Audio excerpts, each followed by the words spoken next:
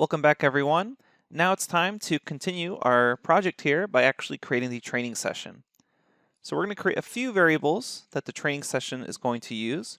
We can say batch size. We'll say that's equal to 100. And then epochs, that's how many full runs it does through the training data.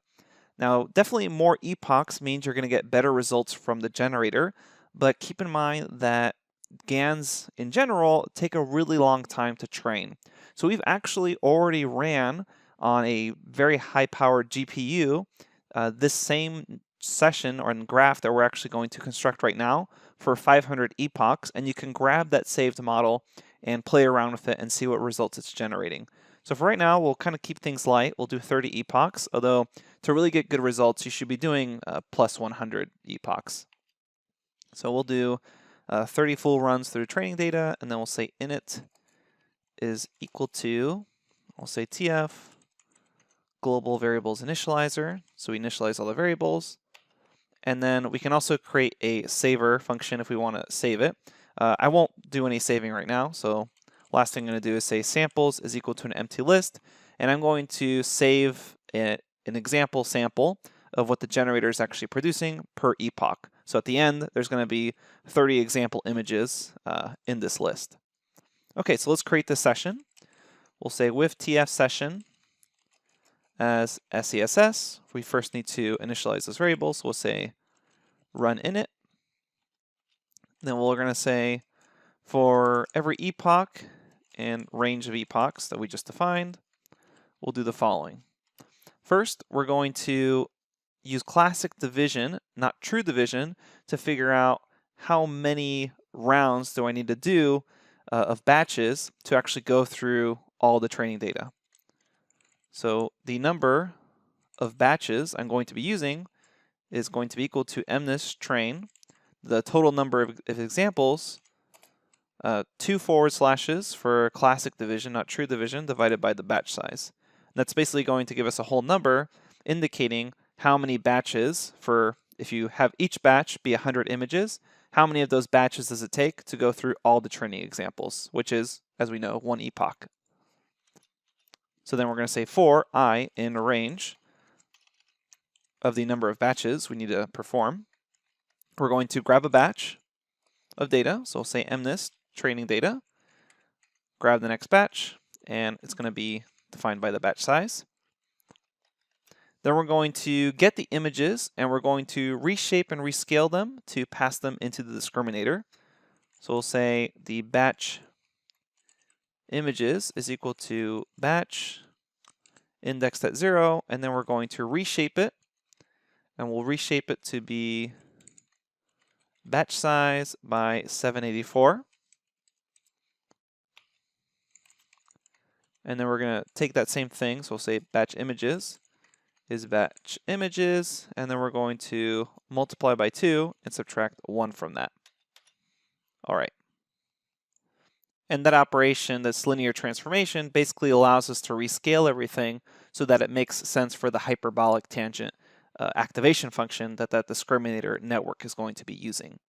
So speaking of that, we're going to create some noise. We'll say batch z is equal to, and this is where we're going to use NumPy, we're going to create some random uniform noise that goes from -1 to 1, just like the hyperbolic tangent function, and the size of that will be defined by the batch size, so in our case 100, and we'll go ahead and say 100 by 100 here. Okay, so now we're going to run the optimizers, and we're not actually going to save any of their outputs. Really, we're just going to run them, and then the output that we really care about is the generator output. So we'll go ahead and do that later on. So we're going to say session run, and we're just using an underscore here because we're not really saving any of their outputs to any variables because we don't really care about them. We're going to have the discriminator trainer, and then we're going to have a feed dictionary here. And the feed dictionary, it's going to be 2 things that we're passing in. Remember, we have the placeholders for the real images, and we're going to pass in batch images that we just defined earlier, and then we also have the z placeholder here. So we'll say batch z. And then we're going to do a very similar thing, session run, and this is going to be for gtrainer, feed dictionary, and this is just going to take in some noise, batch z. Okay, so that's running the optimizers, and then we're going to line it up with the epoch for loop. Well, line it up really with this for loop, but make sure it's on this level. So with this indentation, we're then going to say, go ahead and print on epoch, and then we'll just say format epoch. Make sure this is not in this for loop, otherwise you'll see this printed way too many times. Okay, then what we're going to do is we're going to get a sample from the generator as we're training. So we'll say sample z is equal to np random uniform. So we're going to pass in some noise here. The size, we're just going to say 1 by 100 because we know the batch size is 100, and 1 because I just want one sample, basically just one piece of latent data, so that random noise, and then we're going to grab a generated sample from our generator. So we'll say session run, grab that generator function, pass in z here, because that's the placeholder, and then what we're going to do is say reuse is equal to true, and then finally we'll define the feed dictionary, and the feed dictionary, z, is just going to be that sample z that we just created. All right, so we have sample z there, and then we're going to append that generated sample to the list of samples. Okay, and then here, if you wanted to, you could save the model. If you download the notebook, you'll notice that's commented out, so you don't risk accidentally overwriting the model that we have for you, that we don't need to re-download anything. Okay, so pretty simple session. All we're doing here is we're going to be running through this. We have our batch images. We're training the discriminator, training the generator as well. And then for every single epoch, we're just going to run 30 of them. We're going to save an example image. So hopefully they start off pretty noisy and they get better and better. So the generator should, at the very end of 30 epochs, do something that sort of looks like a number. 30 really isn't enough yet. Definitely check out that 500 epoch model that we provide for you if you really want to see good samples. But let's go ahead and run this. Make sure we have no typos here. We should eventually see something like it says, whoops, on epoch 0, name size is not defined, so let's check what that line is on. A size, whoops, here we go. We'll say size equals. Run that again, and hopefully we have no typos. Let's make sure on epoch 0, and we should eventually see on epoch 1. Okay, so this is running now. This will take a while to run. Keep in mind, I'm still running this on a very powerful GPU right here. It's on a NVIDIA Titan X, so it's running very fast, and even with that, it's going to take a while. So I'm going to fast forward in time until this is done training for 30 epochs.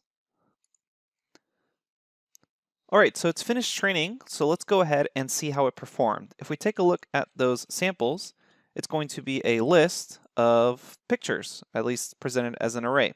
So let's go ahead and take one of those. So the very first one right here, we can check out its shape. It's 1 by 784, so we want to reshape this to be an actual image. So we'll say 28 by 28, and then we'll say plt imshow, and we see what is essentially just noise.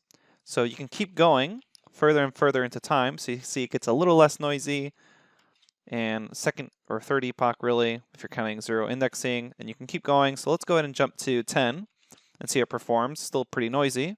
We'll jump to 20, see how that performs. Still kind of noisy, but you can see it's starting to get some shape.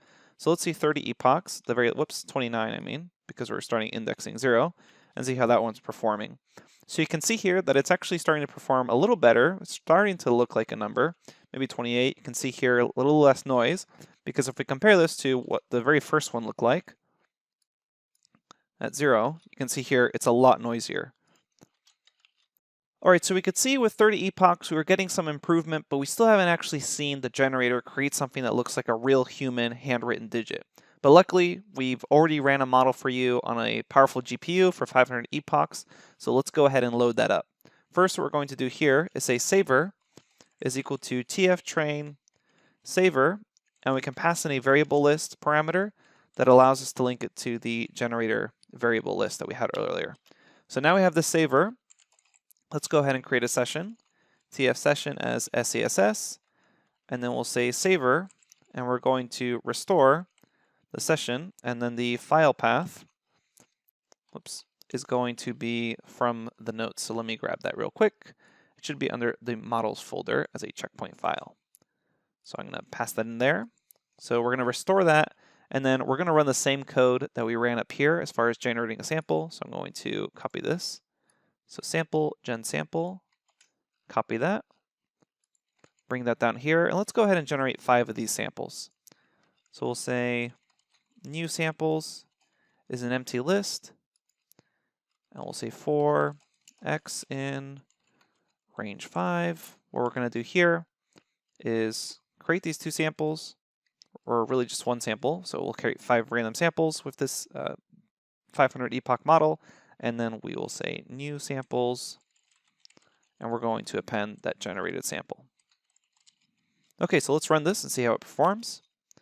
And let's check out those new samples. So we'll grab those new samples, and we'll grab one of them here. We're going to need to reshape it to be 28 by 28, and let's say plt imshow. Run this, and you can see here this definitely looks way more like a number. So you can see here this looks like 9. So let's check out what else it was able to generate. That kind of looks like a number, 7. You can see here it's maybe a little less clear. 2, this one, obviously trying to create something that looks like a 9. 3, a 0 here, that one's not too bad. And then 4, also kind of looking like a 9. So you can see here, it's not just learning a particular number, it's able to generate a lot of them. All right, so that's how you can use the model that we provided for you. You can just run the notebook directly, and then that way you don't need to kind of spend a lot of time training your models. Okay, hope you enjoy this project. Thanks, everyone.